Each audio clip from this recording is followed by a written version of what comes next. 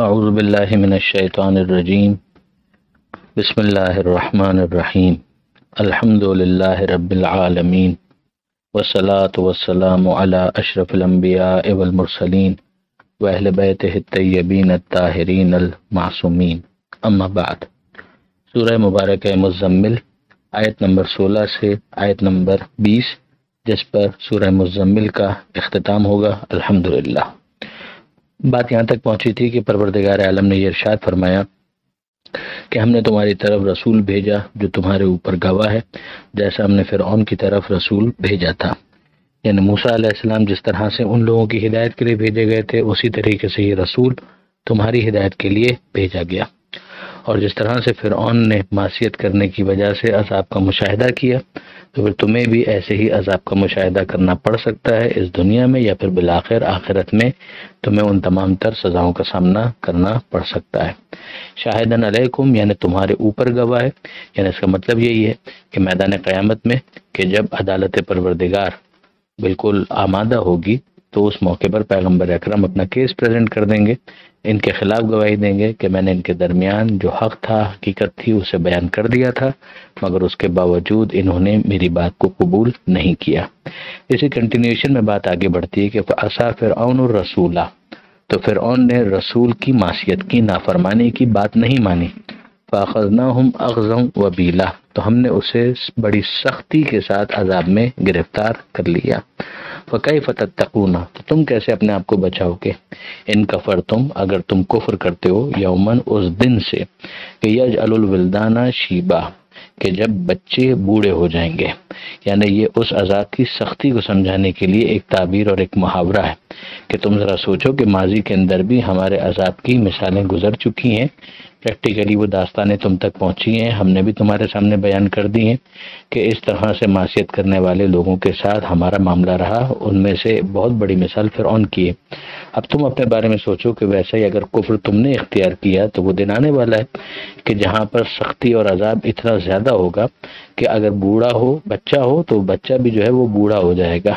یعنی جب انسان کے اوپر بہت زیادہ سختی آ جاتی ہے تو وہ وقت سے پہلے ہی اس کے اعضاء و جوارح جواب دینے لگتے ہیں اور اس کے اوپر انتہائی سختی کے آثار نمایاں ہونے لگتے ہیں۔ اس کا چہرہ بتا رہا ہوتا ہے، اس کے اعضاء جوارح بتا رہے ہوتے ہیں کہ اس نے بڑی سختی کے ساتھ زندگی گزاری ہے۔ تو جو میدان قیامت کی سختی ہے وہ تو اس دنیا کے ساتھ قابل مقایسہ ہی نہیں ہے۔ تو اس کو سمجھانے کے لیے یہ محاورہ بیان کیا گیا۔ السماء منفطر بہ، وہ دن کے جب آسمان جو ہے وہ پھٹ جائے گا۔ اب یہ قیامت کی منظر کشی کی جا رہی ہے۔ کان وعدہ مفعولا، اور وہ وعدہ خدا کا پورا ہو کر رہے گا۔ ان ھذہ تذکرہ، اب یہ تو ایک نصیحت ہے، تذکرہ ہے، ایک نصیحت ہے۔ فمن شاء اتخذ الی ربہ سبیلا، تو جو چاہے وہ اپنے رب کی طرف راستے کو اختیار کر لے۔ یعنی یہ دنیا میں رہتے ہوئے ہم تمہیں فورسفلی گن پوائنٹ کے اوپر مسلمان یا مومن نہیں بنائیں گے۔ نصیحت کرنا تھی، کر دی، رسول بھیجنا تھا، بھیج دیا، قرآن نازل کرنا تھا، نازل کر دیا۔ اب بھی اگر سننے کے بعد تم اپنے دلوں کو سخت رکھنا چاہتے ہو اور اس کے اندر اس پیغام کو جذب نہیں کرنا چاہتے تو پھر ٹھیک ہے، تم اس راستے سے دور ہو جاؤ گے تو جو تمہیں تمہارے رب تک پہنچانے والا ہے، اور اس کے بعد پھر اس کا نتیجہ قیامت کے میدان میں تمہیں بھگتنا پڑے گا۔ اب جو آخری آیت ہے وہ کافی طویل آیت ہے، اور یہ آیت وہ ہے کہ جس کے بارے میں مفسرین تقریباً اتفاق رکھتے ہیں، کنسنسس ہے کہ یہ وہ آیت ہے کہ جو مکی نہیں ہے، یعنی ہجرت کے بعد پیغمبر اکرم صلی اللہ علیہ وآلہ وسلم پر مدینہ منورہ میں کہیں یہ نازل ہوئی ہے، اور اس کا جو پیغام ہے وہ بہت واضح ہے، یعنی اس بات کو سمجھانے کے لیے ہم دیکھ رہے ہیں کہ سورہ مزمل کے آغاز میں قیام باللیل کا تذکرہ آیا تھا، اور اس کے اندر کہا گیا کہ نصفہ وانقص منہ قلیلا، کہ آدھی رات یا اس سے کچھ کم کر دیجئے یا اس میں سے کچھ زیادہ اضافہ کر دیجئے۔ اب پروردگار عالم اسی کے اوپر ایک تبصرہ کر رہا ہے، یعنی واضح طور پر محسوس ہوتا ہے کہ اس آیت کو نازل ہونے کے بعد ایک کافی طویل عرصہ گزر چکا ہے۔ بعض مفسرین نے اسے 10 سال تک بتایا ہے، لیکن بہرحال جتنا بھی عرصہ ہو، محسوس یہ ہوتا ہے کہ ہجرت ہو گئی تھی، اور پھر اس کے بعد پروردگار عالم نے اس آیت کے ذریعے سے اس حکم میں تخفیف کی۔ اچھا، اب یہاں پر ایک بات کو سمجھ لینا بہت ضروری ہے کہ ایک ہے نماز شب اور نماز تہجد کا معاملہ۔ من اللیل فتہجد بہ نافلۃ، اللہ کی ہم سورہ بنی اسرائیل کے اندر پڑھا ہے کہ پروردگار عالم نے واجب نمازوں کے علاوہ نماز شب کا تذکرہ کیا کہ وہ بھی پیغمبر اکرم کے لیے تو واجب ہی تھی، ہاں ظاہر ہے کہ عام مسلمانوں کے لیے وہ مستحب تھی۔ تو یہ حکم تو حضور کے اوپر آخر تک ہی رہا، اور پیغمبر اکرم صلی اللہ علیہ وآلہ وسلم اس بڑی رغبت کے ساتھ اس پر ظاہر عمل آخر تک کرتے رہے۔ اور اس کے علاوہ بھی پیغمبر اکرم جب موقع ہوتا پروردگار عالم سے راز و نیاز کرنا، عبادت کرنا، یہ پیغمبر اکرم کو شوق تھا، لو لگانا پروردگار عالم سے ہی ہونا بھی چاہیے تھا اور ایسا ہی ہوتا تھا۔ مگر یہ جو ابتدا میں حکم آیا تھا کہ رات کا ایک بڑا حصہ جاگ کر گزارا جائے، اس میں تھوڑی دیر کے لیے آرام کیا جائے، آدھی رات یا اس سے کچھ کم یا اس میں کچھ اضافہ کر دیا جائے، اب اس میں تخفیف ہو رہی ہے۔ اور پروردگار عالم ارشاد فرماتا ہے ان ربک یعلم، کہ آپ کا رب یقیناً جانتا ہے کہ انک تقوم ادنی من ثلثی اللیل، کہ آپ تقریباً 2/3 دو تہائی رات کھڑے رہتے ہیں، قیام کرتے ہیں، عبادت کرتے ہیں، ونصفہ اور آدھی رات، وثلثہ اور 1/3 1/3 آف دا نائٹ، یعنی کبھی 2/3 کبھی آدھی رات اور کبھی 1/3۔ وطائفۃ من الذین معک، اور آپ کے ساتھ ایک گروہ بھی ہے کہ جو اس پر عمل کرتا ہے، یعنی پیغمبر اکرم صلی اللہ علیہ وآلہ وسلم کے مخلصین چاہنے والے، پیغمبر اکرم کی مائیت کو پسند کرنے والے، وہ اس عمل میں پیغمبر اکرم کے ساتھ شریک تھے اور وہ بھی اس طرح سے عبادت کیا کرتے تھے۔ واللہ یقدر اللیل والنہار، اور رات اور دن کی تقدیر، اس کا اندازہ کہ وہ کتنی ہے یہ تو اللہ ہی کو پتہ ہے۔ ظاہر ہے کہ اب آپ اس بات کو بھی ذہن میں رکھیے گا کہ اس زمانے کے اندر گھڑیال کا ایسا سچ کوئی رواج موجود نہیں تھا، تو بہت ساری چیزیں اندازے سے ہوتی تھیں۔ حضور صلی اللہ علیہ وآلہ وسلم کا معاملہ تو ظاہر ہے کہ جدا ہے، لیکن جو ساتھی ہیں ان میں سے بہت سے ایسے ہیں کہ جن کو اندازہ نہیں ہو پاتا تھا، تو اس کی وجہ سے ہوتا یہ تھا کہ بہت سے زیادہ دیر تک بھی کھڑے رہا کرتے تھے، اور جس کی وجہ سے ان کی صحت پر بھی اس کا اثر آنے لگا تھا۔ تو پروردگار عالم اب عذر بیان کرتا ہے کہ ہم بھی جانتے ہیں اس بات کو، یعنی اللہ جانتا ہے کہ تمہارے ساتھ کیا ایشوز رہے ہیں کہ جس کی وجہ سے تم ایک مشقت میں اور سختی میں آ گئے ہو۔ علم ان لن تحصوہ، پہلی بات یہ تو اللہ جانتا ہے کہ تم حساب نہیں رکھ سکتے، تمہارے لیے حساب رکھنا ہی بہت مشکل ہوتا ہے کہ کتنا وقت ہو گیا۔ فتاب علیکم، تو اللہ تمہیں معاف کرتا ہے، یعنی اللہ تمہارے لیے اسے ویو کرتا ہے۔ فقرؤ ما تیسر من القرآن، تو اب جتنا تمہارے لیے آسانی سے ممکن ہو تم قرآن کی تلاوت کر لیا کرو۔ یعنی اب واپس آپ کے ذہن میں آ گیا ہوگا کہ جو پہلی آیت تھی، یعنی ابتدائی آیتوں کے اندر ورتل القرآن ترتیلا، تو یہ رات کے اس پورے پیریڈ کے اندر کیا کرنا تھا، قیام باللیل بھی تھا اور ساتھ ساتھ قرآن مجید کی تلاوت بھی تھی۔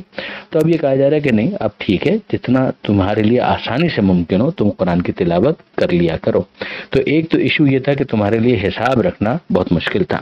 دوسری بات یہ کہ علم، خدا اس بات کو جانتا ہے، ان سیکون منکم مرضی، کہ تم میں سے بعض مریض ہو جاتے ہیں، بعض مریض ہوں گے، یعنی ابھی بھی اور مستقبل کے اندر بھی صحت ایک سی نہیں رہتی، تو یہ بھی ایشو آتا ہے کہ پھر ظاہر ہے کہ ہر رات اس طریقے سے عبادت نہیں ہو سکتی۔ مزید تیسرا عذر بیان ہوتا ہے، وآخرون یضربون فی الارض، کہ بہت سے ایسے بھی ہیں کہ جن کو سفر کرنا پڑتا ہے زمین میں، یبتغون من فضل اللہ، اور وہ اپنی روٹی روزی کے لیے زمین میں سفر کیا کرتے ہیں، تجارتی قافلے میں اپنے اللہ کے فضل کو تلاش کرنے کے لیے۔ تو یہ تیسرا عذر آ گیا۔ اور پھر اس کے بعد ارشاد ہوتا ہے وآخرون یقاتلون فی سبیل اللہ، اور ایک گروہ وہ بھی ہے کہ جو اللہ کی راہ میں قتال کے لیے سفر کرتا ہے، تو ظاہر ہے کہ ان کے لیے بھی پھر جب وہ اس طریقے سے مشغول ہوں گے تو رات کو اٹھ کر مکمل رات کا ایک بڑا حصہ ان کے لیے عبادت کرنا ممکن نہیں ہوگا۔ تو اب واپس تقرار کیا جاتا ہے کہ فقرؤ ما تیسر منہ، تو اب جتنا ممکن ہو تمہارے لیے اتنا قرآن مجید کی تلاوت کر لیا کرو، آسانی کے ساتھ جتنا پاسبل ہو۔ وہ اقیم الصلاۃ، نماز قائم کرو، یہ دوسرا حکم آ گیا، یعنی جو واجب نماز ہے اس کی پابندی تو بہرحال کرنی ہے، اس میں کمی نہیں ہو سکتی۔ وہ آتوا الزکوٰۃ، اور زکوٰۃ کو ادا کرو۔ اب یہ زکوٰۃ بھی وہ اصطلاحی معنی کے اندر جو واجب ہوئی تھی وہ مدنی زندگی کے اندر یعنی ہجرت کے بعد واجب ہوئی تھی، یہ بھی ایک قرینہ ہے۔ جو قتال کا تذکرہ آیا تھا وہ بھی قرینہ ہے کہ یہ ہجرت کے بعد نازل ہوئی ہے آیت، اس لیے کہ قتال بھی مکی زندگی کے اندر واجب نہیں ہوا تھا۔ اور پھر اس کے بعد اگلا حکم جو دیا جا رہا ہے وہ اقرض اللہ قرضا حسنا، کہ اللہ کو قرض دو اور اچھے طریقے سے قرض دو۔ اب ظاہر ہے کہ زکوٰۃ جو واجب کر دی گئی تو زکوٰۃ کا تو نصاب معین ہے، مگر اس کے علاوہ اب انسان جو خدا کی راہ میں خرچ کرے گا قربتاً اللہ، تو وہ سب کا سب قرض کے طور پر پروردگار عالم ٹریٹ کرے گا. یعنی کتنی بڑی تعبیر ہے کہ سب کچھ دیا ہوا خدا کا ہے، اور پھر اگر کوئی خدا کی راہ میں خرچ کرے تو خدا گویا اپنے ذمے پر اسے قرض مانتا ہے، اور ظاہر ہے کہ خدا جب قرض مانتا ہے تو وہ اسے لوٹائے گا اور بہتر انداز میں لوٹائے گا. یاد دہانی کرا دی جائے کہ یہاں پر قرض دینے سے مراد لوگوں کو قرض دینا، اس میں یہ منحصر نہیں ہے کہ بس اس سے مراد یہ ہے کہ لوگوں کو اگر قرض دیا جائے گا تو اس حکم پر عمل ہوگا. نا، اور لوگوں کو قرض دے کرنے کی جائے، صدقہ دے کرنے کی جائے، خیرات دے کرنے کی جائے، کسی بھی طریقے سے لوگوں کو کچھ فائدہ پہنچایا جائے تو وہ گویا پروردگار عالم اپنے ذمے پر سمجھے گا. وما تقدموا لانفسکم من خیر تجدوہ عند اللہ، اور جو تم آگے بھیجو گے خیر میں سے اپنے نفس کے فائدے کے لیے. یعنی پہلی بات تو یہ سمجھ لو کہ جو تم بھیج رہے ہو اس کا فائدہ خود تم ہی کو ہونا ہے، ایک بات. اور دوسری بات یہ کہ جو تم بھیج رہے ہو وہ خیر کا سامان ہونا چاہیے. کوئی برا کام کرو اور پھر سمجھو کہ وہاں پر کوئی ثواب ملے گا تو ایسا کوئی ہی نہیں ہونے والا. خدا کی طرف سے وعدہ یہ ہے کہ تجدوہ عند اللہ، تم اسے وہاں پر موجود پاؤ گے. یہی انداز سورہ بقرہ کے اندر بھی آ چکا ہے. پروردگار عالم فرماتا ہے کہ یہ اوور لک نہیں ہوگا، یہ اگنور نہیں ہوگا. یعنی کبھی کبھی ہوتا ہے کہ جو امیجیٹ باس ہوتا ہے وہ جب ACR یا انفل کانفیڈینشیل رپورٹ بناتا ہے تو اس کے اندر اپنے سب آرڈینیٹ کی کسی کارگزاری کو اگنور کر دیتا ہے، اور بعد میں سب آرڈینیٹ جو ہے وہ افسوس کر رہا ہوتا ہے کہ یہ جو میرا امیجیٹ باس ہے اس نے تو میری اس کارکردگی کو نظر انداز کر دیا ہے، اس لیے کہ میں نے اتنی محنت کی تھی اور وہ سب کا سب نظر انداز ہو گیا. ایز اے ریزلٹ انکریمنٹ کے ٹائم پر یا پروموشن کے ٹائم پر جو مجھے ملنا چاہیے تھا وہ نہیں ملا. تو یہ ہو سکتا ہے دنیا کے اندر کوئی امیجیٹ باس اوور لک کر جائے، نظر انداز کر دے، مگر خدا ایسا باس ہے کہ کچھ بھی خیر میں سے تم آگے بھیجو گے تو اسے خدا کے پاس موجود پاؤ گے. وَخَيْرًا وَأَعْظَمَ أَجْرًا، جو تمہیں وہاں ملنے والا ہے وہ بہتر بھی ہوگا اور اجر کے اعتبار سے بڑا بھی ہوگا. وَاسْتَغْفِرُ اللَّهَ، اور اللہ سے مغفرت طلب کرو کیونکہ بہرحال تم سے کوتاہیاں ہو جاتی ہیں. ان اللہ غفور الرحیم، یقیناً اللہ غفور ہے اور اللہ رحیم ہے، یعنی مغفرت کرنے والا، بخشنے والا ہے اور رحم کرنے والا ہے. یہ آیت نمبر 20 جس پر الحمدللہ سورہ مزمل مکمل ہوا، اور اب اس کے بعد سورہ مدثر ہے، اور اس کا بھی آغاز کا انداز بالکل وہی والا ہے جو سورہ مزمل کا، یعنی خطاب کا جو انداز ہے وہ انشاءاللہ کل اس پر بات ہوگی. پروردگار عالم سے دعا ہے قرآن پڑھنے، سمجھنے اور عمل کرنے کی توفیق عطا فرما، اور وارث قرآن امام زمانہ کے ظہور میں تعجیل فرما. وآخر دعوانا ان الحمد للہ رب العالمین، والسلام علیکم ورحمۃ اللہ وبرکاتہ. بسم اللہ الرحمن الرحیم. آج سے سورہ مدثر کا آغاز ہو رہا ہے. یہ مکی سورہ ہے، یعنی ہجرت سے پہلے بلکہ بہت پہلے ابتدائی نازل ہونے والے سوروں میں اس کا شمار ہوتا ہے، اور پیغمبر اکرم صلی اللہ علیہ وآلہ وسلم کو اس میں مدثر کہہ کر مخاطب کیا گیا ہے، جس کی وجہ سے اس کا یہ نام ہوا. مدثر کا بھی مطلب چادر کے اوڑھنے والے، اور ساتھ ہی ساتھ بعض نے اس کا ترجمہ کمبل کے اوڑھنے والے سے بھی کیا ہے. بہرحال یہ وہی محبوبانہ بے تکلفی ہے کہ جس کا اظہار اس انداز تخاطب کے اندر نمایاں ہوتا ہے. پیغمبر اکرم صلی اللہ علیہ وآلہ وسلم کسی موقع پر اپنے گھر میں اسی طرح کی چادر اوڑھ کر آرام فرما رہے تھے کہ جب یہ آیت نازل ہوئی، اور اس میں بھی پیغمبر اکرم صلی اللہ علیہ وآلہ وسلم کو دستور تبلیغ دیا گیا ہے کہ تبلیغ کرنے سے پہلے کن چیزوں کا خیال رکھنا ہے. کچھ چیزیں اس حوالے سے ہم سورہ مزمل کے اندر دیکھ چکے ہیں کہ جس میں یہ کہا گیا کہ راتوں کو اٹھ کر کھڑے ہو جائیے، عبادت کیجیے، تھوڑا آرام کیجیے، اور اس پر ساری بحث ہوئی کہ پہلے وہ حکم زیادہ شدید تھا، پھر اس کے بعد مدنی زندگی کے اندر اس میں کچھ تخفیف ہوئی. البتہ ظاہر ہے کہ جو نماز شب کا معاملہ تھا وہ جداگانہ تھا، وہ تو پیغمبر اکرم کی حد تک وجوب کا معاملہ تھا. یہاں پر ہم دیکھتے ہیں کہ پیغمبر اکرم صلی اللہ علیہ وآلہ وسلم جو تبلیغ کریں گے تو اس تبلیغ کے لیے کیا طریقہ کار ہو، اس کو ابتدائی آیتوں کے اندر بہت مؤثر انداز میں سمجھایا گیا ہے. اور اسی میں ہم یہ بھی دیکھتے ہیں کہ بہت سی نماز سے متعلق باتیں ہیں، ان کو بھی آداب اور شرائط کے عنوان سے اشارتاً یہاں پر پیش کر دیا گیا ہے. 56 آیتیں ہیں سورہ کی، البتہ وہی مختصر آیتیں ہیں، لہذا یہ سورہ بھی اوور آل مختصر ہے. پہلی 30 آیتیں، ابتدائی 30 ورسز جو ہیں وہ اس صفحے پر موجود ہیں. بسم اللہ الرحمن الرحیم، سہارا اللہ کے نام کا جو سب کو فیض پہنچانے والا بڑا مہربان ہے. یا ایھا المدثر، اے چادر اوڑھ کر لیٹنے والے. قم فانذر، اٹھیے اور متنبہ کیجیے۔ اب اس ایک چھوٹی سی آیت کے اندر ہم دیکھ رہے ہیں کہ دو حکم موجود ہیں۔ قم یعنی قیام کیجیے، یعنی اب یہ آرام کا موقع نہیں ہے بلکہ آپ قیام کیجیے، یعنی مستقبل کی زندگی کے لیے بس آمادہ ہو جائیے، تیار ہو جائیے۔ وانذر اور متنبہ کیجیے۔ جو رسولوں کا اہم ترین کام ہے وہ انذار ہے کہ وہ نذیر بن کر لوگوں کو متوجہ کریں کہ اگر تم نے اپنے آپ کو نہیں سنبھالا تو مستقبل تمہارا خراب ہو سکتا ہے۔ وَرَبَّكَ فَكَبِّرْ اور اپنے رب کی کبریائی بیان کیجیے، جس کی بنیاد پر مسلمانوں کا جو نعرہ بن گیا، نعرہ تکبیر، اللہ اکبر، یعنی اللہ کی کبریائی کو بیان کرنا کہ اللہ سب سے بڑا ہے۔ لیکن ظاہر ہے کہ یہ نہیں بتایا گیا کہ اللہ کس سے بڑا ہے، اور یہی وہ مقام ہے کہ جہاں پر ہمیں سمجھ میں آتا ہے۔ حضرت علامہ سید علی نقوی صاحب نے بہت اچھے الفاظ بیان کیے ہیں کہ ایسے ہی محل وہ ہوتے ہیں کہ لفظوں کی کمی معنی میں زیادتی کا سبب ہوتی ہے، کہ پروردگار عالم کی کبریائی کسی سے کمپیریبل نہیں ہے، یعنی جس کی بھی کبریائی کا انسان کے ذہن میں خیال آئے تو وہ یہ جان لے کہ اللہ ان سب سے بڑا ہے۔ بلکہ خود خدا کی کبریائی بھی ذہن انسانی کے اندر جتنی آئے گی تو ظاہر کہ ظرف محدود ہے، اور کبریائی پروردگار جو ہے وہ لامحدود ہے، تو اللہ کی بڑائی کا جتنا بھی تصور انسان کے ذہن میں آئے گا خدا اس سے بھی بڑا ہے، یعنی اس تصور سے بھی قابل مقایسہ نہیں ہے خدا کی کبریائی کہ جو انسانی ذہن کے اندر آتی ہے۔ تو پروردگار فرماتا ہے وَرَبَّكَ فَكَبِّرْ اپنے رب کی کبریائی کو بیان کیجیے، وَثِيَابَكَ فَطَهِّرْ اور اپنے لباس کی طہارت کا خاص اہتمام کیجیے۔ جیسے کہ میں عرض کر چکا کہ اس ذریعے سے قیامت تک کے تمام مبلغین کو دستور تبلیغ دیا جا رہا ہے کہ وہ کیا انداز اختیار کریں۔ ایک تو انہیں ایکٹیو ہونا چاہیے، اپنے کام میں انہیں بالکل یکسو ہونا چاہیے، وہ اپنے مخاطبین کو جب مخاطب کریں تو انہیں اپنا پیغام بالکل واضح طور پہ معلوم ہونا چاہیے کہ وہ کیا پیغام دینا چاہ رہے ہیں، وہ انذار کا جو پیغام ہے۔ اسی طرح سے خدا کی کبریائی کے اوپر انہیں کامل یقین ہونا چاہیے۔ پھر ان کی جو اپیئرنس ہے، جو ان کا لباس ہے، سادگی کے نام پر نجاست قابل قبول نہیں ہے۔ کئی دفعہ ایسا ہوتا ہے کہ عنوانات بہت اچھے ہوتے ہیں مگر ان کے مطلب کو غلط طور پر سمجھا جاتا ہے۔ مثلا یہ کہا جائے کہ اسلام سادگی کو پسند کرتا ہے، اس کا یہ مطلب نہیں کہ اسلام گندگی کو پسند کرتا ہے، اسلام صفائی ستھرائی کو پسند کرتا ہے۔ تو مبلغ جو ہے اس کا لباس بھی صاف ستھرا ہونا چاہیے، اس پر نجاست نہیں ہونی چاہیے، اسے اجلا ہونا چاہیے۔ ہم جانتے ہیں کہ حضور صلی اللہ علیہ وآلہ وسلم کو خوشبو کتنی پسند تھی، طہارت کتنی پسند تھی۔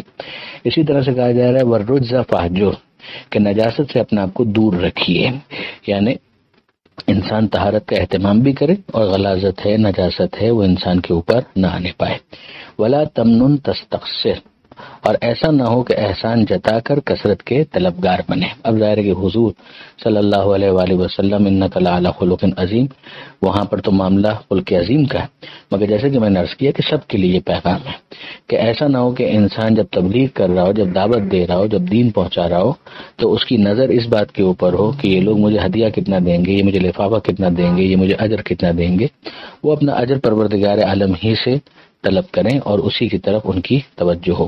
پیغمبر اکرم صلی اللہ علیہ وآلہ وسلم کے کیس میں تو ہم خاص طور پر جانتے ہیں کہ جو اجر مانگا بھی گیا وہ قرابت داروں کی محبت ہے، جس کا فائدہ خود ماننے والوں کو اور امت ہی کو ہے کہ اس کے ذریعے سے پیغمبر اکرم کے بعد آل محمد کی اتباع کرنا ان کے لیے آسان ہو جائے، جو قرآن مجید کی مختلف آیتوں سے مستفاد ہے۔ پھر سمجھایا جا رہا ہے کہ بولے رب کا فصبر اور اے حبیب اپنے رب کی خاطر آپ نے صبر کرنا ہے، یعنی جب آپ پیغام پہنچائیں گے تو ایسا نہیں ہوگا کہ سب پھولوں کے ہار ڈالیں گے، بلکہ ریزسٹنس ہوگی، بہت زیادہ آپ کو تکلیف کا بھی سامنا کرنا پڑ سکتا ہے، آپ کو تصادم کا سامنا بھی کرنا پڑ سکتا ہے۔ تو اس موقع پر بہرحال آپ کو صبر سے کام لینا ہے، استقامت کا مظاہرہ کرنا ہے، آپ کو اسٹیٹ فاسٹنس کا مظاہرہ کرنا ہے۔ تو اب اگر ابھی تک جو بات بیان ہوئی ہے اس کو اگر آپ خلاصتاً دیکھیں تو کیا کیا چیزیں بیان ہوئی؟ قیام کیجیے، انذار کیجیے، اپنے رب کی بڑائی بیان کیجیے، اپنے لباس کی طہارت کا اہتمام کیجیے، نجاست سے دور رہیے، اور احسان جتا کر کثرت کے طلبگار نہ بنے، اور اپنے رب کی خاطر صبر کریں۔ آگے پروردگار فرماتا ہے فَإِذَا نُقِرَ فِي النَّاقُورِ اب یہ قیامت کی منظر کشی ہے کہ جب سور پھونکا جائے گا فَذَلِكَ يَوْمَئِذٍ يَوْمٌ عَسِيرٌ تو وہ دن پھر بڑا مشکل دن ہوگا، عَلَى الْكَافِرِينَ غَيْرُ يَسِيرٌ اور کافروں کے لیے تو بالکل بھی آسان نہیں ہوگا۔ ظاہر ہے کہ ایک مومن ہے جو ایمان کی دولت سے مالا مال ہے تو اس کے لیے وہ دن آسان ہوگا، لیکن وہ جو انکار کرنے والے ہیں تو دنیا میں تو وہ اپنے محدود اختیار کی وجہ سے جو خدا نے ان کو دیا ہے وہ انکار کر لیں، جس کی وجہ سے ان کو کافر کہا جا رہا ہے۔ مگر پھر اس کا جو نتیجہ قیامت میں ظاہر ہوگا تو وہ دن پھر ان کے لیے آسان نہیں ہوگا۔ اب پروردگار عالم فرماتا ہے ذرنی ومن خلقت وحیدا، اے حبیب مجھے اور اس کو چھوڑ دیجئے کہ جس کو میں نے تنہا پیدا کیا ہے۔ اب یہ کس شخص کے بارے میں بات ہو رہی ہے؟ اس لیے کہ آگے کئی آیتیں اسی کے بارے میں آ رہی ہیں۔ آپ تفاسیر دیکھیں تو وہاں پر آپ کو ایک نام ملے گا، ولید بن مغیرہ مخزومی۔ یہ ابو جہل کا چچا تھا، ولید بن مغیرہ مخزومی ابو جہل کا چچا، اور اس کی ایک حیثیت تھی قریش کے اندر، اس کی ایک حیثیت تھی اس معاشرے کے اندر، اور اس نے پیغمبر اکرم صلی اللہ علیہ وآلہ وسلم کی اس تبلیغ کے اوپر ایک کامنٹ پاس کیا تھا، جس کو بھی آگے پروردگار عالم خود بیان کرے گا کہ کس طریقے سے اس نے یہ سارے تبصرے کیے تھے۔ مگر اس کے بارے میں پروردگار عالم کا ریئیکشن یہ ہے، رسپانس یہ کہ حبیب آپ درمیان میں سے گویا ہٹ جائیے، میں جانوں اور یہ جانے، یہ جس کو میں نے پیدا کیا ہے وحیدہ۔ اچھا، اب یہ وحیدہ کہنے کی وجہ کیا ہے، تنہا کہنے کی وجہ کیا ہے؟ اس کے بارے میں صاحب تفسیر نمونہ نے جس قول کو اختیار کیا ہے وہ یہ ہے کہ مجھے اس کے ساتھ تنہا چھوڑ دیں کہ میں خود اس کو شدید سزا دوں، یعنی آپ درمیان میں سے ہٹ جائیں۔ وحیدہ کا مطلب ہی یہ انہوں نے لیا کہ بھئی میں جانوں اور یہ جانے، اب آپ درمیان میں یعنی آپ میری طرف سے نمائندے ہیں نا، تو اب آپ درمیان میں سے ہٹ جائیے۔ اس نے آپ کو جھٹلا دیا، جو اس کو بہانے تراشنے تھے اس نے بہانے تراش لیے، اب میں اس کو خود ہی سزا دوں گا اور میں اس سے نپٹوں گا۔ ایک اور بات یہ بھی کہی گئی کہ جو ولید تھا وہ خود اپنے بارے میں اس طرح کی مغرورانہ باتیں کیا کرتا تھا کہ انا الوحید ابن الوحید، کہ میں وحید ابن وحید ہوں، یعنی میں منفرد ہوں، میں یونیک ہوں۔ لیس لی فی العرب نظیر ولا لابی نظیر، نہ عربوں میں میرا کوئی نظیر ہے اور نہ ہی میرے باپ کا کوئی نظیر ہے، یعنی ہم لوگ بے مثل و بے نظیر ہیں۔ تو گویا پروردگار عالم نے ایک طنز کیا ہے کہ مجھے اور اس کو چھوڑ دیجئے کہ جس کو میں نے اس طرح سے وحید پیدا کیا ہے، یعنی جو بے نظیر ہونے کا دعوے دار ہے، بے مثل ہونے کا دعوے دار ہے، تو ذرا ہم آپس میں نپٹ لیں گے، اے حبیب آپ پریشان نہ ہوں۔ وَجَعَلْتُ لَهُ مَالًا مَمْدُودًا، اور جس کے لیے میں نے وسیع مال قرار دیا، یعنی اس کا ایشو کیا ہے کہ چونکہ اس کے پاس مال بہت زیادہ ہے اس لیے یہ پھیل رہا ہے، مالم ممدودہ، پھیلا ہوا مال یعنی وسیع مال، تو اس مال کی وجہ سے یہ زیادہ اتنا چوڑا ہو رہا ہے، یہ اپنی چھاتی جو چوڑی کر کے چل رہا ہے، اور جتنا مغرورانہ جو اس کے انداز ہیں۔ اور کیا چیزیں ہیں؟ وہ بنینا شہودا، اور اس کے بیٹے ہیں جو اس کے پاس موجود رہتے ہیں۔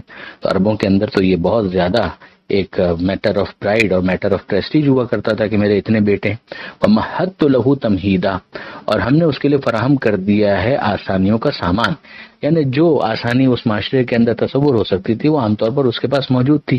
ثُمَّ يَطْمَعُ أَنْ أَزِيدَ، اور اس کے بعد اس کی طمع ہے، اس کو یہ لالچ ہے کہ میں اور زیادہ اسے اضافہ کر دوں اور بڑھا دوں، یعنی یا تو وہ ایسا کرتا کہ جو نعمتیں اسے ملی ہیں اس کے بعد وہ منعم کی طرف متوجہ ہوتا، نعمت دینے والے کی طرف متوجہ ہوتا، خدا کی توحید کا اقرار کرتا، جس کو خدا نے رسول بنایا ہے اس رسول کی رسالت کو قبول کرتا، تو کیا بات تھی؟ پھر تو واقعاً وہ والی بات آتی کہ لئن شکرتم لازیدنکم، کہ اگر تم شکر ادا کرو گے تو یقیناً میں تمہارے لیے نعمتوں میں اضافہ کر دوں گا۔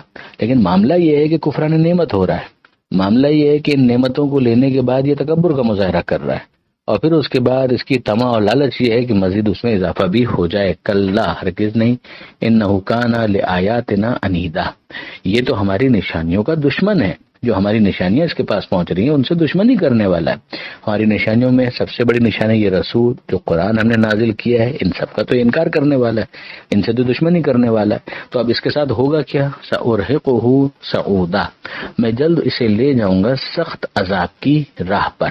انہ فکر وقدر، اس نے سوچا اور اندازہ لگانے کی کوشش کی کہ کیا کہے۔ فقتل کیف قدر، اس کی جان لے لی جائے، کیا اس نے اندازہ لگایا، یعنی جو اس کا انداز تھا اس کے اوپر یہ بالکل وہ انداز ہے جو ہم دیکھیں گے سورہ ابو لہب کے اندر، سورہ مسد کے اندر، تبت یدا ابی لہب وتب، کہ اب انسانوں میں سے کوئی کہے گا تو وہ تو بددعا ہوگی، مگر پروردگار عالم کی طرف سے یہ نفرین ہے۔ فقتل کیف قدر، کہ اس کی جان لے لی جائے، اس کو قتل کر دیا جائے کہ کیا اس نے اندازہ لگایا۔ ثم قتل کیف قدر، پھر سنو کہ اس کی جان لے لی جائے کہ اس نے کیا اندازہ لگایا۔ ثم نظر، پھر اس نے غور سے دیکھا۔ ثم عبس وبصر، پھر اس نے منہ سکیڑا اور نفرت کی صورت بنائی۔ ثم ادبر واستکبر، پھر اس نے پیٹ پھیرائی اور تکبر کا مظاہرہ کیا۔ فقال ان ھذا الا سحر یؤثر، اور کہا کہ یہ تو بس جادو ہے، سنا سنایا ہوا، ان ھذا الا قول البشر، اور یہ صرف اور صرف ایک انسان کا، ایک بشر کا قول ہے، کلام ہے۔ اب آپ اگر اس پورے بیک گراؤنڈ کو سمجھ جائیں تو یہ جملے سمجھنا آسان ہو جائے گا۔ بیک گراؤنڈ یہ تھا کہ ابو جہل اور ولید کی گفتگو تھی، یعنی کسی موقع پر ولید نے قرآن مجید کو سننے کے بعد اس کی تعریف کر دی کہ یہ تو بہت ہی عمدہ کلام ہے، اور اس کی حلاوت کو اور اس کی شیرینی کو بیان کیا کہ کیا اس کے اندر مٹھاس پائی جاتی ہے۔ تو بہت سارے لوگوں نے سمجھا کہ یہ اب مسلمان ہونے جا رہا ہے۔ تو ابو جہل کو جب پتا چلا تو اس نے کہا کہ نہیں، میں خود نبٹ لوں گا، اور پھر وہ آیا ولید کے پاس اور ولید سے گفتگو کی اور کہا کہ لوگ آپ کے بارے میں کہہ رہے ہیں، آپ کو برا بھلا کہہ رہے ہیں کہ اب آپ بھی مسلمان ہونے کے بارے میں سوچ رہے ہیں۔ تو ولید نے کہا کہ نہیں، ایسا کوئی معاملہ نہیں ہے، لیکن تم بتاؤ کہ تم اس کے کلام کو کیا کہتے ہو؟ تو کہا کہ ہم تو کہتے ہیں کہ شاعر ہے۔ کہا کہ نہیں، شاعر تو نہیں ہے، ہم نے شعر سنے ہوئے ہیں۔ کہا کہ پھر بہت سارے افراد اس کو کاہن کہتے ہیں۔ کہا کہ نہیں، کہانت بھی کہاں ہے، یہ اس گفتگو کے اندر کہانت بھی نہیں ہے۔ پھر کہا کہ ہم لوگ اس کو دیوانہ کہتے ہیں کہ یہ دیوانگی اس پر عارض ہو چکی۔ کہا کہ نہ، تم رسول اللہ کو جانتے ہو، یعنی وہ تو رسول اللہ نہیں کہہ رہے تھے، تم نے محمد سے گفتگو کی، یہ کہاں ہے دیوانگی؟ اچھا، اب یہ ساری چیزیں ہو تو رہی تھی معاشرے کے اندر، مگر وہ چیز کہ جس کے اوپر ولید نے اصرار کیا، جب ابو جہل نے کہا کہ پھر آپ ہی بتائیے کہ کیا کہنا چاہیے، تو اس نے یہ کہا کہ اسے سحر سے تعبیر کرو، اسے جادو قرار دو، جیسے کہ جادو کے نتیجے میں فیملیز ڈسٹرب ہو جاتی ہیں، ٹوٹ جاتی ہیں۔ تو یہاں پر بھی یہی تو ہو رہا ہے کہ پیغمبر اکرم اپنا کلام پیش کر رہے ہیں، اپنی رسالت کو بیان کر رہے ہیں، جس کے نتیجے میں لوگ ڈیوائیڈ ہو رہے ہیں۔ بہت سارے افراد پیغمبر اکرم کی بات کو قبول کر رہے ہیں، بہت سے افراد قبول نہیں کر رہے، تو ایک ڈیوائیڈ نظر آ رہی ہے۔ اب ظاہر ہے کہ حق کو بیان کرنے کی وجہ سے اگر باطل میں ٹوٹ پھوٹ ہو رہی ہے تو یہ ڈیوائیڈ وہ ڈیوائیڈ نہیں ہے کہ جس کو آپ تفرقے سے تعبیر کریں گے، یہ تو حق کی طرف لوگوں کا آنا ہے۔ یہ تو ایک طرح سے یوں آپ سمجھ لیجئے کہ اگر ایک قوم ہے وہ توہم کا شکار ہے اور وہ یہ سمجھتے ہیں کہ کوئی جن ہے کہ جو مثلا بیمار کر دیتا ہے، اور ایسے میں مثلا آپ ایک کیمپین چلائیں، اویئرنیس کیمپین چلائیں کہ نہیں صاحب، یہ جن بن کی کوئی کہانی نہیں ہے، یہ بیکٹیریا ہے یا یہ وائرس ہے یا یہ مسئلہ ہے کہ جس کی وجہ سے یہ ہوتا ہے، اور آدھے لوگ ماننے لگیں اور آدھے لوگ ماننے سے انکار کر دیں، تو پھر اس کے بعد جو توہمات میں باقی رہنا چاہتے ہیں ان کو یہ کہا جائے کہ صاحب دیکھیے یہ تو جادوگر ہے، اس لیے کہ اس نے تو ڈیوائڈ کر دیا، جبکہ وہ بیچارہ اپنی ایک جینوئن کیمپین چلا رہا ہے۔ اس جینوئن کیمپین کے نتیجے میں اویئرنیس پیدا ہو رہی ہے، اس اویئرنیس کے نتیجے میں لوگ زیادہ لرنڈ ہو رہے ہیں، اور اس کے نتیجے میں وہ اپنے لیے مستقبل کو بہتر بنا رہے ہیں کہ وہ اپنی صحت کو بہتر بنا سکیں۔ تو جس طریقے سے جسمانی صحت کو بہتر بنانے کے لیے چلائی جانے والی کیمپین پر اس شخص کا شکریہ ادا کیا جانا چاہیے کہ جو اس کیمپین کو رن کر رہا ہے، اسی سے آپ اندازہ کیجئے کہ نبیوں کا کتنا زیادہ شکر گزار ہونا چاہیے تھا، مگر یہاں پر ولید کا جو انداز تھا وہ یہ تھا۔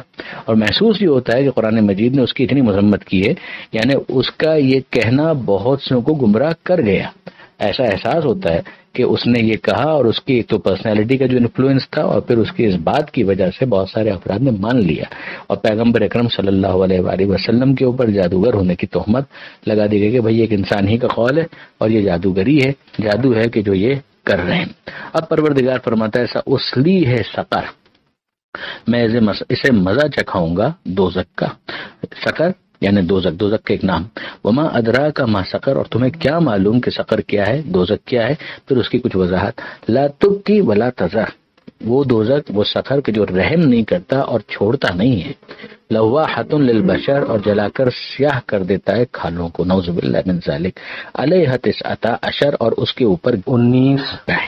اچھا، وہ 19 کون ہے؟ وہ آگے بات آئے گی کہ وہ ملائکہ ہیں کہ جو اس کے اوپر مامور ہیں۔ اب ظاہر ہے کہ وہ جو تعداد بیان کی جا رہی ہے، اب وہ تعداد وہاں پر کیا معاملات ہیں، ان کو 19 کو کیوں رکھا گیا، کیا مسئلہ ہے پروردگار ہے خدا کے، تو انتہائی بڑی تعداد کے اندر جتنے آپ ہیں سب کے سب خدا کے کارندے ہیں، سب خدا کے فرشتے خدا کے کارندے ہیں، اس کے علاوہ بھی بہت سے خدا کے کارندے ہیں، لیکن یہاں پر کیوں 11 کہا گیا اس کی مصلحت خدا جانے، لیکن بہرحال 11 کا ایک عدد یہاں پر موجود ہے۔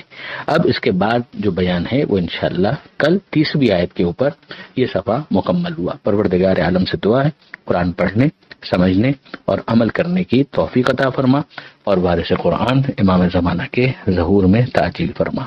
وآخر دعوانا ان الحمد للہ رب العالمین، والسلام علیکم ورحمۃ اللہ وبرکاتہ۔ بسم اللہ الرحمن الرحیم۔ سورہ مبارک مدثر، آیت نمبر 31 سے آیت نمبر 49، 31 سے 49 تک۔ بات یہاں تک پہنچی تھی کہ پروردگار عالم نے ولید کا معاملہ بیان کیا، اس کا انداز بیان کیا، اس پر نفرین کی، اور یہاں تک بات پہنچی کہ میں غریب اسے دوزخ کا سقر کا مزہ چکھاؤں گا۔ تمہیں کیا معلوم کہ سقر کیا ہے؟ وہ رحم نہیں کرتا اور نہیں چھوڑتا، اور جلد کو جلا کر سیاہ کر دیتا ہے۔ یہ بھی اس کا ترجمہ کیا گیا کہ انسانوں کو جلا کر سیاہ کر دیتا ہے۔ علیہ 19 اور اس پر 19 مقرر ہیں، اور ان 19 کے بارے میں بیان کیا گیا تھا کہ یہ سقر کے اوپر گویا گیٹ کیپرز ہیں، یعنی جہنم کے خازنین ہیں، جہنم کو لک آفٹر کرنے والے، کہ وہاں کے معاملات صحیح چل رہے ہیں، یعنی جو اس کا مقصد ہے اس کے مطابق۔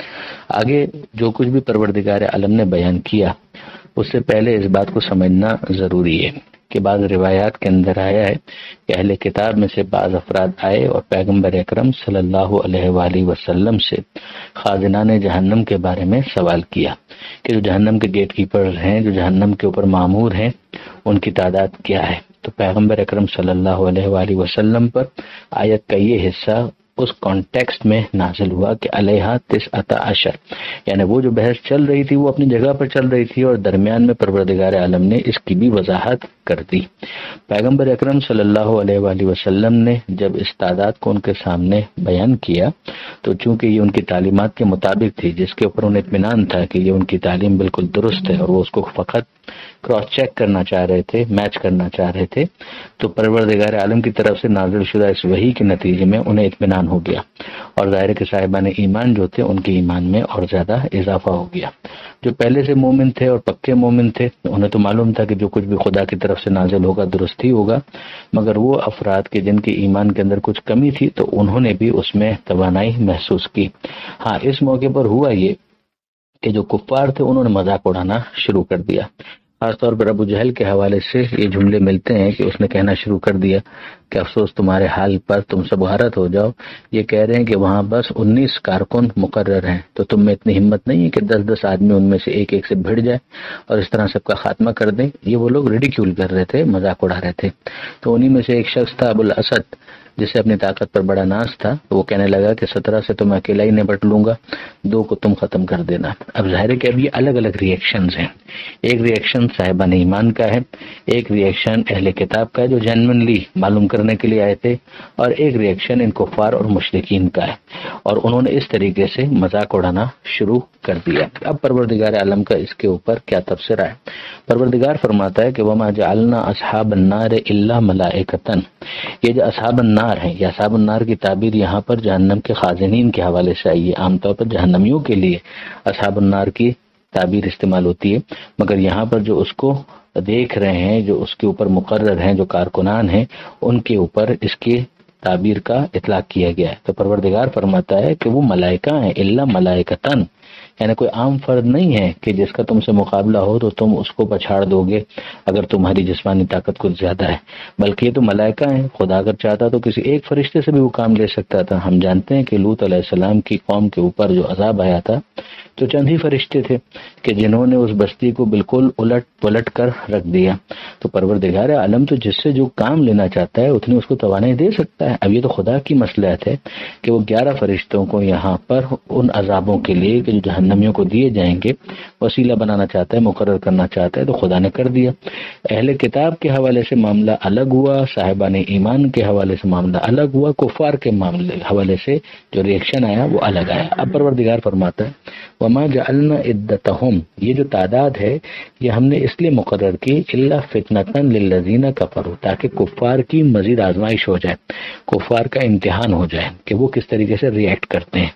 یعنی یہ جو غیب کے امور ہیں اس پر تو ایک مرتبہ یہ اسٹیبلش ہو جائے کہ یہ خدا کی طرف سے نازل کردہ ہے تو پھر تو سر تسلیم خم کرنا ہوتا ہے، لیکن دیکھیں کہ وہ کس طریقے سے اس کا مذاق اڑاتے ہیں۔ وَلِيَسْتَيْقِنَ الَّذِينَ أُوتُوا الْكِتَابَ، اور تاکہ جو اہل کتاب ہیں انہیں یقین حاصل ہو جائے۔ وہ اس کانٹیکس میں جو بات ابھی میں نے آپ کے سامنے بیان کی کہ وہ آئے تھے سوال کرنے کے لیے۔ وَيَزْدَادَ الَّذِينَ آمَنُوا إِيمَانًا، اور جو ایمان لا چکے ہیں ان کے ایمان میں مزید اضافہ ہو جائے۔ وَلَا يَرْتَابَ الَّذِينَ أُوتُوا الْكِتَابَ وَالْمُؤْمِنُونَ، اور جو اہل کتاب ہیں اور مومنین ہیں وہ شک میں گرفتار نہ ہو، یعنی ادر وے راؤنڈ اس بات کو بیان کیا گیا دوسرے انداز سے۔ وَلِيَقُولَ الَّذِينَ فِي قُلُوبِهِم مَرَضٌ، اور کہیں وہ کہ جن کے دلوں میں مرض ہے، وَالْكَافِرُونَ، اور کافر کہیں یعنی اب منافقین اور کفار کا تذکرہ آ رہا ہے کہ وہ یہ کہیں، یعنی اس میں منافقین بھی ہو سکتے ہیں اور وہ جو ڈھل مل یقین والے مومنین ہیں وہ بھی ہو سکتے ہیں کہ ماذا اراد اللہ بہذا مسئلہ، کہ اللہ کا کیا مقصد ہے اس طرح کی مثال بیان کرنے سے، اس طرح کی تعداد بیان کرنے سے کہ 19 ہے، یہ بیان کرنے کا کیا مقصد ہے؟ تو پروردگار فرماتا ہے کذالک یضل اللہ من یشاء، اسی طرح سے اللہ جس کو چاہتا ہے گمراہی میں چھوڑ دیتا ہے، وہ یہدی من یشاء، اور جس کی چاہتا ہے ہدایت کرتا ہے، وما یعلم جنود ربک الا هو، اور تیرے رب کے، آپ کے رب کے لشکروں کو نہیں جانتا مگر خود خدا، یعنی کتنے فرشتے زمینوں آسمانوں عرش تک اور زمین کی تہ کے اندر اور کہاں کہاں موجود ہیں، پروردگار عالم کے کارکنان کتنے ہیں کون جانتا ہے؟ خدا کے لشکروں کو کوئی نہیں جانتا، صرف اور صرف خدا جانتا ہے۔ اور یہ بھی کہے بغیر واضح کہ اگر خدا چاہے تو بغیر لشکر کے بھی سب کچھ کر سکتا ہے، مگر یہ پروردگار عالم کا لشکر کو مقرر کرنا یہ خدا کی وہی پالیسی ہے کہ پروردگار بہت سارے کام اپنے ان وسیلوں سے لینا چاہتا ہے کہ جو خدا نے مقرر کیے ہیں، اور یہ وسیلے کے اس بات کے اوپر بھی بڑی اہم آیت اس اعتبار سے بن جاتی ہے۔ آگے پروردگار فرماتا ہے وما ہی الا ذکر للبشر، اور یہ تو صرف اور صرف نصیحت ہے انسانوں کے لیے، یعنی مقصد یہ تھا کہ تم نصیحت حاصل کرتے۔ جہنم کا جو عذاب تمہارے سامنے بیان کیا ہے اسے ولید اور ولید صفت افراد اپنے آپ کو دور کرنے کی کوشش کرتے ہیں، مگر یہ لوگ ہٹ دھرم ہیں، یہ مذاق اڑانے میں لگے ہوئے ہیں تو لگے رہیں، اور دوسری طرف جو اہل ایمان ہیں ان کے ایمان میں اضافہ ہوتا چلے جائے گا، اہل کتاب کے اوپر بھی حجت تمام ہو گئی، اب بھی اگر وہ ایمان کو قبول نہیں کرتے تو ان کے پاس کیا دلیل باقی ہے ایمان قبول نہ کرنے کی؟ کلا، ہرگز نہیں، یعنی یہ جو یہ لوگ مذاق اڑا رہے ہیں ایسا کچھ بھی نہیں ہے، نہ ان کے بس میں ہے نہ یہ کچھ کر سکتے ہیں۔ والقمر، چاند کی قسم، واللیل اذ ادبر، اور رات کی قسم جب کہ وہ پیٹ پھرائے، یعنی رات جب ختم ہونے والی ہو، والصبح اذا اسفر، اور صبح کی قسم جب وہ روشن ہو جائے، یعنی سورج نکلنے کا وقت قریب آتا جا رہا ہے۔ انہا لإحدى الکبر، یہ ایک بہت بڑی چیز ہے، یعنی یہ جو جہنم کی بات ہو رہی تھی، سقر کی بات ہو رہی تھی، یہ تو پہلے سمجھا دیا گیا کہ تمہیں کیا معلوم کہ سقر کیا ہے، لہذا تم یہ بھی کیا جانو کہ وہ 11 جو فرشتے ہیں وہ کیا ہیں، لیکن اتنا ضرور ہے کہ تم سمجھ لو کہ انہا لإحدى الکبر، کہ وہ بہت بڑی چیز ہے، نذیرا للبشر، اور یہ انسانوں کو ڈرانے ہی کے لیے تھا کہ وہ بیدار ہو جائیں اور متوجہ ہو جائیں اپنے انجام کی طرف۔ لمن شاء منکم ان یتقدم او یتأخر، جو تم میں سے چاہے وہ آگے بڑھے اور جو چاہے وہ پیچھے رہ جائے، یعنی زبردستی تو بہرحال اس دنیا کے اندر ہم تمہیں مومن نہیں بنائیں گے، یہ ہماری مشیت کے خلاف ہے۔ کل نفس بما کسبت رہینہ، اتنا سن لو کہ وہی میدان قیامت، وہاں پر جہنم کس کو ملنے والی ہے؟ ہر شخص اپنے اعمال کے ساتھ گروی ہے، جو وہ کر رہا ہے، جو وہ ایمان کا مذاق اڑا رہا ہے، اگر وہ ایمان اور اعمال صالحہ کی دولت سے مالا مال ہو جائے تو کیا کہنا، ورنہ وہ گروی ہے، جو وہ کر رہا ہے اپنے کفر کے ساتھ، اپنی بدعمالیوں کے ساتھ، وہ گروی ہے۔ الا اصحاب الیمین، ہاں مگر دائیں ہاتھ والے، فی جنات یتساءلون، یہ اب ظاہر ہے کہ یہ تعبیر سورہ واقعہ میں تو بہت تفصیل کے ساتھ آ چکی کہ والسابقون السابقون اولئک المقربون، اور اصحاب الیمین اور اصحاب الشمال کی جو تعبیرات ہیں، تو پروردگار عالم فرماتا ہے الا اصحاب الیمین، ہاں مگر اصحاب الیمین، یعنی وہ تو آزاد ہیں، ان کو وہاں پر ایسی کوئی زحمت نہیں ہوگی۔ فی جنات یتساءلون، وہ جنتوں میں ہوں گے، باغات میں ہوں گے، اور ایک دوسرے سے گفتگو کر رہے ہوں گے۔ عن المجرمین، مجرمین سے بھی گفتگو کر رہے ہوں گے اور مجرمین کے بارے میں بھی گفتگو کر رہے ہوں گے۔ تو یہاں پر تو جو گفتگو ہے وہ خاص طور پر مجرمین سے ہے، کہ وہ مجرمین سے بات کر رہے ہوں گے۔ اب یہ خود اپنی جگہ پر سمجھنے کی بات ہے کہ اگرچہ وہ جنت میں ہیں، مجرمین جہنم میں ہیں، مگر پھر بھی ان کے درمیان کانٹیکٹ ہے، یعنی جب چاہیں اہل جنت ان سے گفتگو کر سکتے ہیں، اور یہ اس زمانے کے اندر تو خیر کوئی مشکل چیز ہی نہیں ہے، جب ایک جگہ سے دوسری جگہ تک رابطہ فون کے ذریعے سے، موبائل کے ذریعے سے، اور سوشل میڈیا کے ذریعے سے، اور واٹس ایپ کے ذریعے سے، اور SMS کے ذریعے اور ای میل کے ذریعے ہو جاتا ہے، باتیں بھی سنی جاتی ہیں، ویڈیو کانفرنسنگ بھی ہو جاتی ہے، کال بھی ہو جاتی ہے، تو یہ وہاں پر تو کسی مادی وسیلے کی بھی ضرورت نہیں ہے۔ پروردگار عالم اس بات کے اوپر قادر ہے کہ اہل جنت کو یہ موقع فراہم کرے کہ وہ اصحاب جہنم یا جہنم والے جو ہیں ان سے گفتگو کریں، تو وہاں پر ان سے بات کر رہے ہوں گے کہ ما سلککم فی سقر، کہ کون سی چیز تمہیں سقر تک لے آئی، یہ جہنمی تو جو تم بن گئے تو کیا وجہ ہے کہ تمہیں جہنم کا عذاب دیا جا رہا ہے؟ تو وہ اس کے جواب میں 4 ریزنز بیان کریں گے۔ قالو وہ کہیں گے لم نکو من المصلین کہ ہم نماز گزاروں میں سے نہیں تھے، ہم مسلین میں سے نہیں تھے، ہم نماز نہیں پڑھتے تھے۔ ولم نکو نطعم المسکین اور ہم مسکین کو کھانا بھی نہیں کھلایا کرتے تھے۔ اب یہاں پر آپ دیکھ لیجئے حقوق اللہ اور حقوق الناس کو پھر بیلنس کیا گیا ہے۔ ظاہر ہے کہ ایک تو ایمان کی دولت سے وہ محروم تھے تو نماز کیا پڑھتے، اور پھر دوسری چیز یہ ہے کہ وہ مسکین کو کھانا بھی نہیں کھلاتے تھے۔ ظاہر ہے کہ جو زکوٰۃ خمس جو ان کے مال پر واجب ریلیجیس لیویز تھیں وہ بھی وہ ادا نہیں کرتے تھے کہ اس کے ذریعے سے مسکینوں کے لیے غذا کا یا اطعام کا انتظام کیا جا سکے۔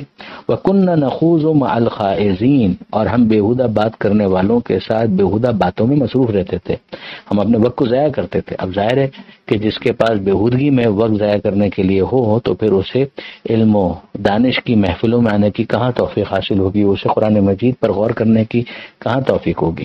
وہ اپنا وقت تو اسی طرح کی بےہودگیوں کے اندر، اللہ و لعب کے اندر گزار دیتے ہوں گے اور اسی میں ان کا وقت ختم ہو جاتا ہوگا۔ والعصر ان الانسان لفی خسر، یہ زمانہ تو گواہی دے ہی رہا ہے کہ تمام کے تمام انسان خسارے میں۔ تو یہاں پر یہ تین چیزیں آ گئی۔ پھر چوتھی چیز وَكُنَّا نُكَذِّبُ بِيَوْمِ الدِّينِ کہ ہم جھٹلایا کرتے تھے یوم الدین کو، یعنی قیامت کے دن کی تکذیب کرتے تھے کہ کوئی آخرت نہیں ہے، کوئی حساب کتاب نہیں ہے۔ حتی اتانا الیقین، یہاں تک کہ موت آ گئی، موت ہم تک پہنچ گئی، ہم نے موت کا سامنا کیا۔ اس وقت جب آنکھیں کھلی، جب مرے آنکھیں بند ہوئی تو دراصل آنکھیں کھلی، تو اب ہم نے دیکھنا شروع کیا، تب ہم کو پتا چلا کہ نہیں معاملہ تو یہ تھا اور ہم نے تو اپنا وقت ضائع کر دیا۔ فما تنفعهم شفاعت الشافعین، تو ان لوگوں کو شفاعت کرنے والوں کی شفاعت فائدہ نہیں دے گی۔ شفاعت کرنے والے ہیں، ان کی شفاعت فائدہ بھی دے گی، ان کو شفاعت فائدہ نہیں دے گی۔ ظاہر ہے کہ یہ وہ افراد کہ جب وہ قیامت ہی کے منکر ہو گئے تو پھر تو کافر ہو گئے، تو پھر قیامت کا انکار اور کافر ہونے کے بعد ان کو شفاعت کیسے فائدہ دے سکتی ہے؟ بے شک شفاعت فائدہ دے سکتی ہے، مگر اس کے لیے ایمان شرط ہے اور دیگر شرائط بھی ہیں۔ فما لهم عن التذکرۃ معرضین، تو انہیں کیا ہو گیا ہے کہ وہ نصیحت سے روگردانی کرتے ہیں۔ اب یہ 49ویں آیت یہاں پر مکمل نہیں ہے، ظاہر ہے کہ 49ویں آیت تو مکمل ہے مگر بات یہاں پر مکمل نہیں ہے۔ پھر آگے مزید گفتگو ہے کہ یہ لوگ کیوں اس طریقے سے روگردانی کر رہے ہیں جیسے وحشی گدھے ہیں، لیکن یہ کہ بہرحال وہ آگے کی آیتیں ہیں تو انشاءاللہ اس کے ساتھ اسے ملا کر کل کی نشست میں ڈسکس کریں گے۔ آیت نمبر 49 پر یہ صفحہ مکمل ہوا۔ پروردگار عالم سے دعا ہے قرآن پڑھنے، سمجھنے اور عمل کرنے کی توفیق عطا فرما، اور وارث قرآن امام زمانہ کے ظہور میں تعجیل فرما۔ وآخر دعوانا ان الحمد للہ رب العالمین، والسلام علیکم ورحمۃ اللہ وبرکاتہ۔